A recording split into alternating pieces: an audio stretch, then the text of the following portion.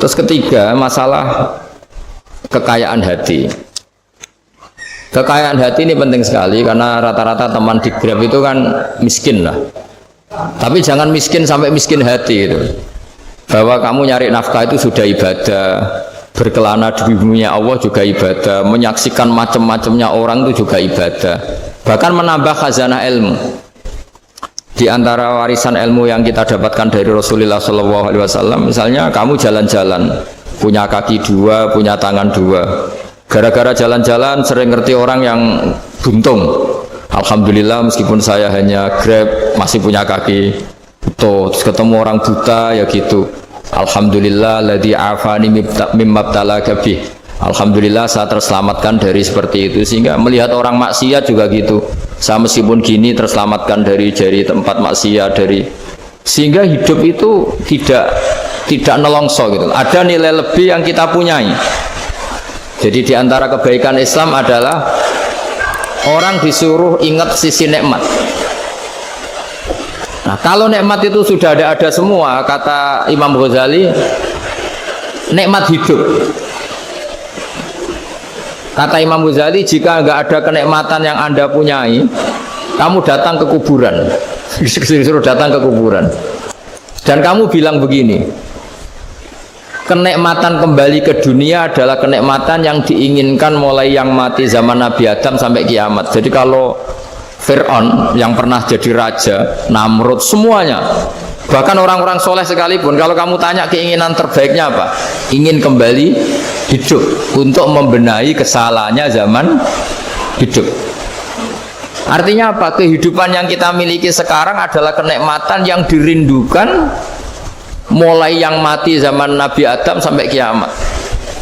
Maknanya apa? Kita punya kenikmatan yang luar biasa karena kenikmatan yang dirindukan oleh orang yang sudah mati mulai dulu sampai sekarang. Apapun masalah hidup Anda ini punya kenikmatan yang enggak tertandingi, yaitu namanya hidup. Barokahnya hidup itu kita bisa tobat. Setidaknya ingin tobat. Kalau nggak bisa tobat, ingin tobat.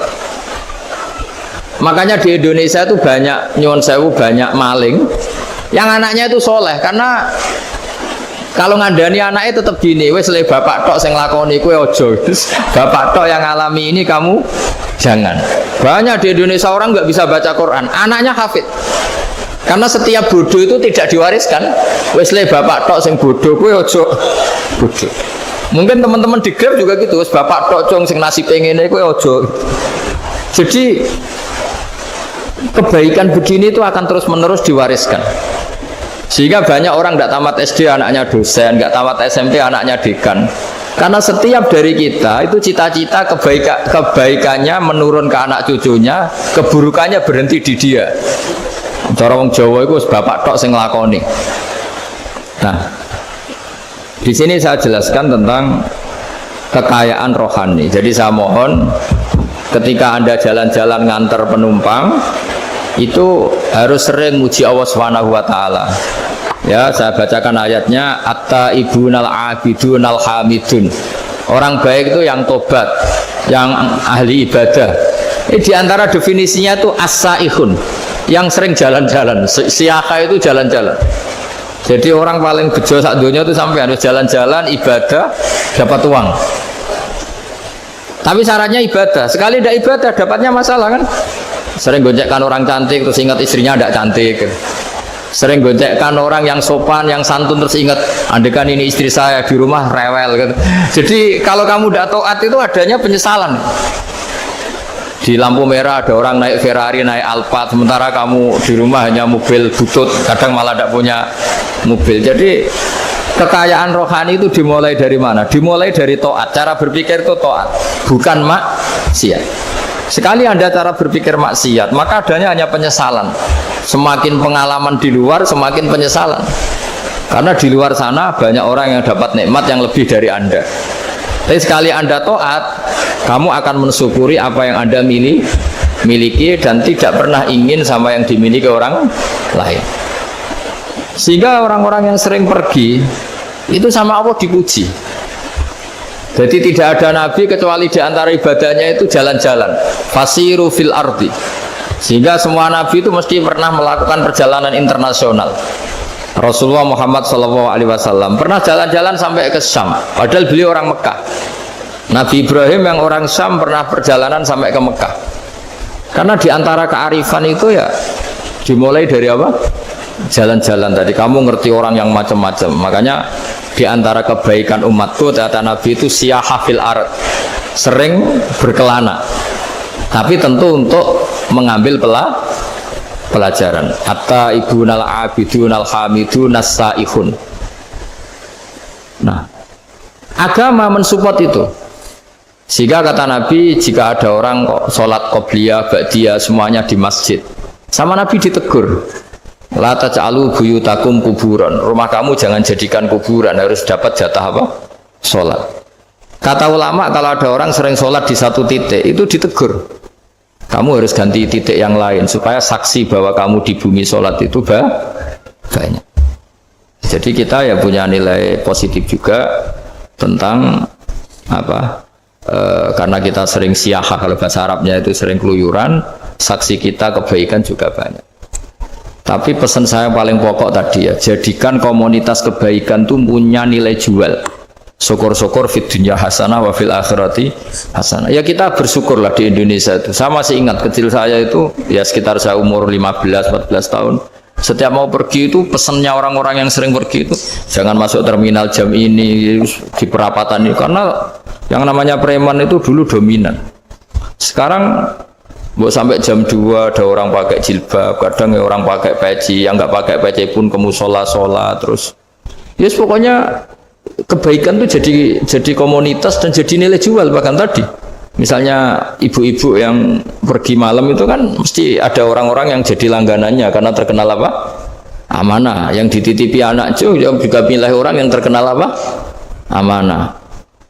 Nah, nilai amanah ini harus kita jaga terus supaya kamu ya bisa bekerja, orang lain juga nyaman karena amanah tadi, Allah juga senang karena amanah itu perintahnya Allah Subhanahu wa ta'ala. Dan Indonesia harus menuju ke sana. Pemimpin juga harus gitu. Pemimpin bawaannya amanah, bawaannya apa, yang memilih dia juga senang karena nggak malu lah. Tapi kalau kita milih ternyata kita pilih tahu-tahu ditangkap KPK kan ya malu gitu. Dulu kita kampanye mati-matian ternyata dia ditangkap KPK. Tapi kalau dia amanah kan ya senang. Sama kalau tukang Grab ketangkep satu karena penodaan atau karena pengkhianatan, yang malu juga semua karena kadang-kadang nanti digeneralisir seakan-akan semuanya seperti itu. Tapi dengan reputasi panjang nggak pernah terjadi apa-apa dalam Grab kan otomatis lainnya juga terangkat. Nah, ini yang dimaksud wa'tamiru bainakum bima'ruf. Jadikan kebaikan itu urusan bersama. Makanya andaikan negara itu sudah mengoptimalkan polisi, TNI untuk meringkus preman, oke itu baik. Tapi ya lebih awet lagi kalau itu ditopang apa? Masyarakat. Karena yang nggak amanah terkucilkan, terus akhirnya Grabnya nggak laku, akhirnya dia dipecat, akhirnya kan yang maksiat hilang, yang kriminal hilang, yang ada hanya Grab-Grab yang baik. Begitu juga di dunia apapun. Itu yang dimaksud wa'tamiru bainakum bima'ruf. Jadikan kebaikan ini urusan apa? Bersama. Nah, karena kita baik, otomatis jadi teladan yang baik bagi anak kita, istri kita, tetangga kita. Dan karena kita baik, maka terhormat. Sehingga orang melihat Grab itu simpatik, respect, karena reputasinya baik. Nah, karena orang respect tidak dicibir. Barokahnya tidak dicibir, tidak mangkel. Barokahnya tidak mangkel, tidak saling ejek, bahkan tidak saling bunuh. Coba kalau kita jelek, dicibir orang, kita dalam keadaan mabuk, tidak terkontrol, bunuh. Jadi efek dari maksiat itu begitu buruknya. Sehingga penelitian itu mengatakan kebanyakan kecelakaan ya pemicu utamanya rata-rata ya nyupir dalam keadaan mabuk. Beberapa nyuwun sewu kasus-kasus kriminal rata-rata ya dipicu oleh hal-hal seperti itu. Makanya meskipun di luar saya tolong hindari narkoba, hindari hal-hal yang maksiat supaya pekerjaan Anda ini barokah. Kemudian yang terakhir saya beri ijazah tentang Al-Fatihah ya, karena ini surat yang populer. Kalau saya ijazahi Quran 30 juz pasti sampean nggak hafal. Atau ijazah surat Baqarah. Kalau mau Baqarah mau. Ijazahi surat Baqarah mau 2 juz setengah. Mau Mas Asep? Ya Fatihah aja yang gampang ya. Nah, ya kulhu Fatihah ini paket ringan ini. Tapi pahalanya apa? Besar. Ini beda ya, artinya selama ini mungkin Anda baca tapi monoton ya. Tapi ini saya bacakan teks aslinya tentang istilahnya itu mazaya itu kelebihannya Fatihah. Saya baca Arabnya dulu, nanti ini terakhir ijazah. Tadi kan saran-saran umum tentang sosial. Ya, pokoknya jadikan kebaikan itu punya nilai sosial yang baik lah. Jadi nanti orang yang nggak amanah nggak laku. Ya, calon bupati, gubernur, presiden yang nggak amanah juga nggak laku. Begitu juga kiai yang tidak amanah juga nggak laku. Suami yang nggak amanah juga nggak laku. Istri yang nggak amanah juga. Sehingga kebaikan ini jadi nilai sosial yang dalam tanda kutip sudah keniscayaan ya. Yang diinginkan Allah itu seperti itu. Bukan kebaikan yang dipaksakan karena kekuatan negara. Maksudnya kalau bisa kebaikan itu tidak usah dipaksakan. Memang sudah satu kebutuhan. Tak cerita-cerita di negara maju itu. Bahkan apapun jatuh itu nggak ada yang ngambil apa itu. Makanya gambarannya Mekah Medina kan gitu kan. Barang jatuh nggak ada yang berani apa ngambil, itu saking sudah jadi sistem. Nah, sehingga banyak negara di Eropa itu yang sampai nggak punya tentara, nggak punya polisi karena kebaikan sudah. Nah kita kan masih capek, polisinya aja capek, apalagi masyarakatnya, karena ya kebaikan itu belum jadi nilai apa bersama. Nah, kita selain ditopang negara, ada polisi, ada tentara, itu kita usahakan kebaikan itu jadi nilai apa bersama. Tadi wa tamiru bainakum bima'ruf. Dan kita punya reputasi yang bagus dalam bab ini. Saya masih ingat kecil saya itu yang jilbaban hanya keluarga kiai. Sekarang rata-rata masyarakat itu jilbaban. Dulu yang sekolah SMP, SMA itu jilbaban kadang dulu malah dilarang ya, harus sama seperti itu seragamnya. Sekarang sudah boleh. Dan nyaman. Lama-lama yang dapat simpatik ya yang pakai pakaian model tertutup seperti itu. Lama-lama gamane cara wong golek mantu ya golek yang seperti itu daripada yang blodor. Lama-lama jadi nilai bersama. Ya ingin saya seperti itulah. Di terminal juga sama. Orang mau makan cari warung yang kelihatan ada ayat kursinya, pakai jilbab, atau paling tidak dia nggak mungkin lah nyuguhkan yang tiren atau yang haram. Akan ada garansi sosial. Ada apa? Ada garansi apa? Sosial. Dengan penampilan yang soleh itu kan, masa iya nyuguhkan oplosan babi gitu misalnya itu. Jadi nilai sosial itu harus harus benar-benar jadi nilai yang, sehingga negara biar gak capek-capek. Polisi juga gak capek kan, karena tugasnya corong Jawa mau ngawat-ngawati tok, tapi tidak perlu tegang karena kebaikan sudah jadi nilai apa bersama. Ingat-ingat ya ayatnya tadi, wa tamiru bainakum bima'ruf. Jadi kebaikan itu harus jadi nilai bersama. Iktimar itu menjadi urusan bersama. Makanya kalau kita rapat besar disebut apa? Muktamar. Muktamar itu urusan bersama.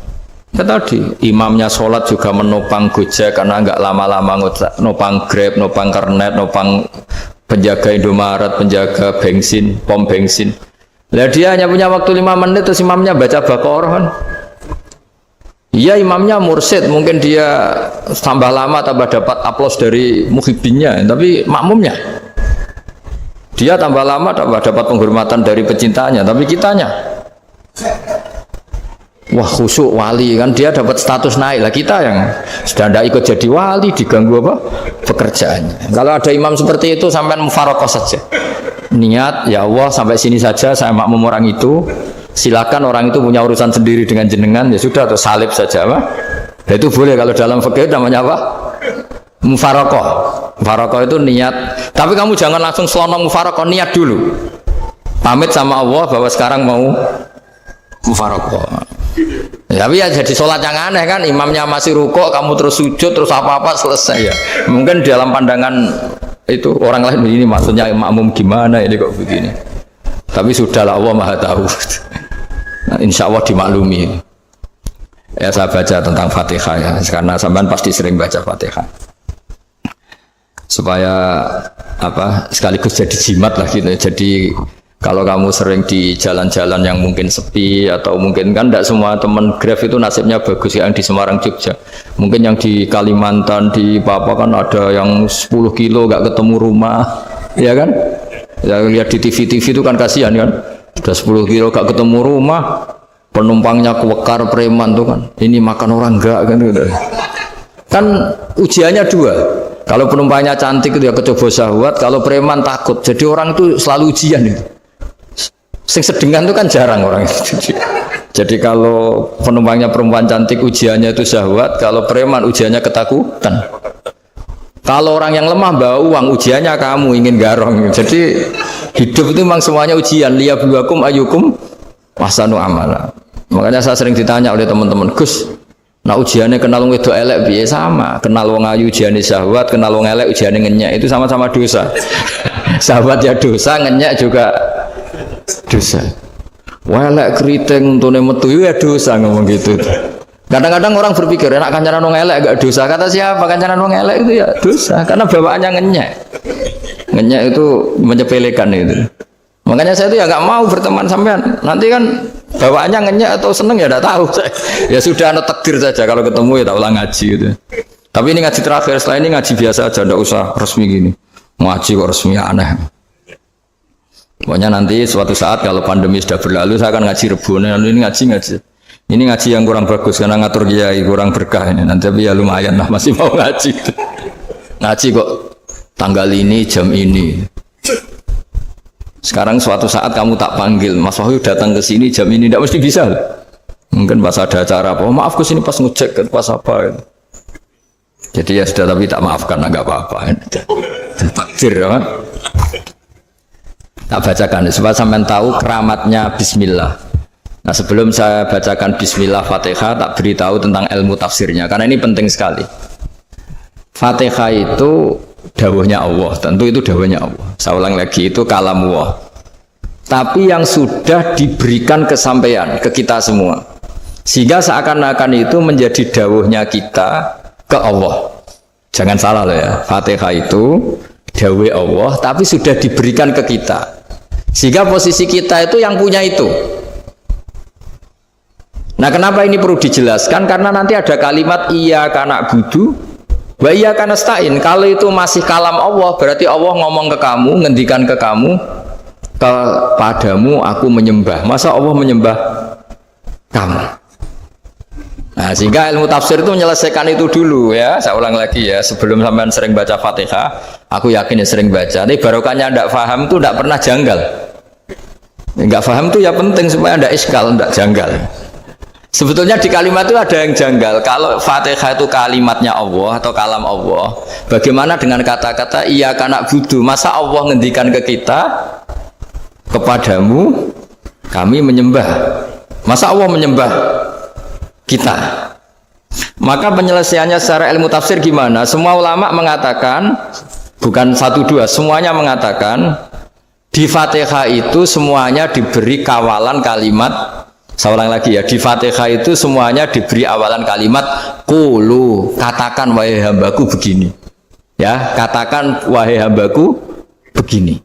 Nah, begini ini pelajaran dari Allah yang sudah diberikan ke kita. Terus kita mengatakan bismillahirrahmanirrahim, alhamdulillahirabbil, termasuk kita mengatakan iyyaka na'budu wa iyyaka nasta'in. Jangan bayangkan Allah ngendikan ke kita. Kalau Allah ngendikan kita berarti gini, hei Wahyu, ihdinas siratal mustaqim, tunjukkan saya jalan yang benar. Nah nanti kamu terus, ya Allah, Anda aja minta pertolongan saya minta tolong siapa kan? Jadi panjang kan? Ya, saya ulang lagi ya. Jadi itu di Ulumul Quran diterangkan gimana? Sebelum baca Fatihah, ya. Fatihah itu kalamullah, ngendikannya Allah, tapi yang sudah diajarkan ke kita dan sudah milik kita, sehingga kalimat itu menjadi milik kita. Tapi ya kalamullah, tetap kalamullah, tapi sudah menjadi milik kita.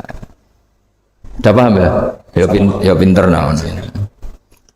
Ya, karena kalau tanpa penjelasan seperti ini, Anda akan iskal. Bagaimana Allah iskal itu janggal? Bagaimana Allah mengatakan iya karena butuh? Kan jadi aneh ya?